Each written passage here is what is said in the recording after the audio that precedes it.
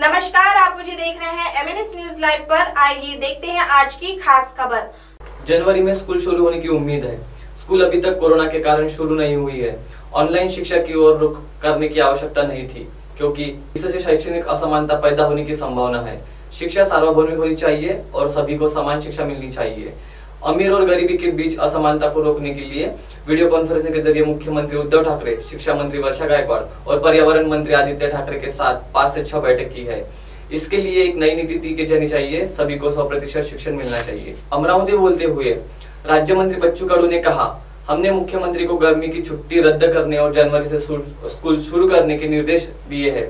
उम्मीद है कि स्कूल जनवरी से शुरू कर दे। मला असं वाटतं, आम्ही त्या दिवशी VC झाली, CM साहेब सुद्धा होते आणि गायकवाड आमच्या मिनिस्टर पण होते, आदित्य ठाकरे पण होते आणि यामध्ये काही प्रश्न जे उपस्थित झाले, माझ्या डोक्यातली पहिलेपासून खणखण जे आहे का शिक्षण हे सार्वत्रिक असलं पाहिजे, सगळ्यांना एक साथ आणि एक बरोबर भेटलं पाहिजे। एक जण ऑनलाईनवर शिक्षण शिकत असेल आणि गरीब मात्र ऑनलाईनची व्यवस्था होत नसेल, त्याला शिक्षण भेटत नसेल, तर हे होता कामा नये।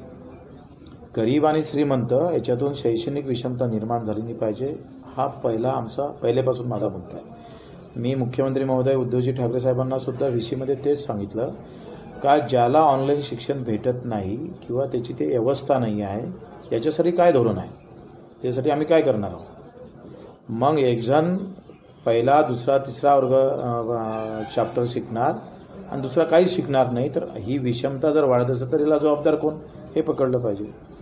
माझं म्हणणं तर ऑनलाईन सुरू करण्याची काही गरज नव्हती, ते केली ठीक आहे, काही लोकांसाठी केली असेल ते विषय असेल, पण माझं असं मत आहे का शिक्षण हे सर्वांना सारखं भेटणं गरजेचं आहे, त्याच्यासाठी काही उपाययोजना होणं गरजेचं आहे। तर आदित्य ठाकरे जे होते त्यांनी पण एक सांगितलं का जानेवारीपासून आपण 2 महिने अधिक लेट करा, काही अभ्यासक्रम कमी केलाच आहे, थोडा अधिक कमी करून काय करता येईल तर ते जानेवारीपासून फिजिकल आपण शाळा कशी सुरू करता येईल, ऑफलाईन शाळा कशी सुरू करता येईल आणि ते सर्वांसाठी कशी करता येईल याच्यासाठी सरकार निश्चित धोरण घेणार।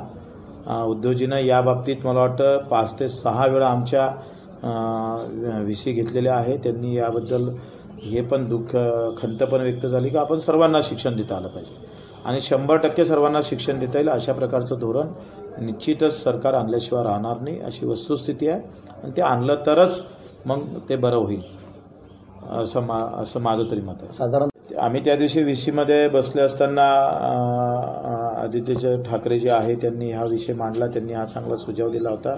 माझंही तेच मत आहे का शाळा उन्हाळ्यात सुरू झाल्या तरी चालेल, पण ऑनलाईनमुळे काही लोकांना शिक्षण काही लोकांना नाही, याच्यापेक्षा सरसकट जानेवारीपासून ते सुरू करा आणि तिकडे तुमचा उन्हाळ्याची सुट्टी कॅन्सल करून हे सत्र पूर्ण करा, असं निश्चितच आमचं असं मत आहे।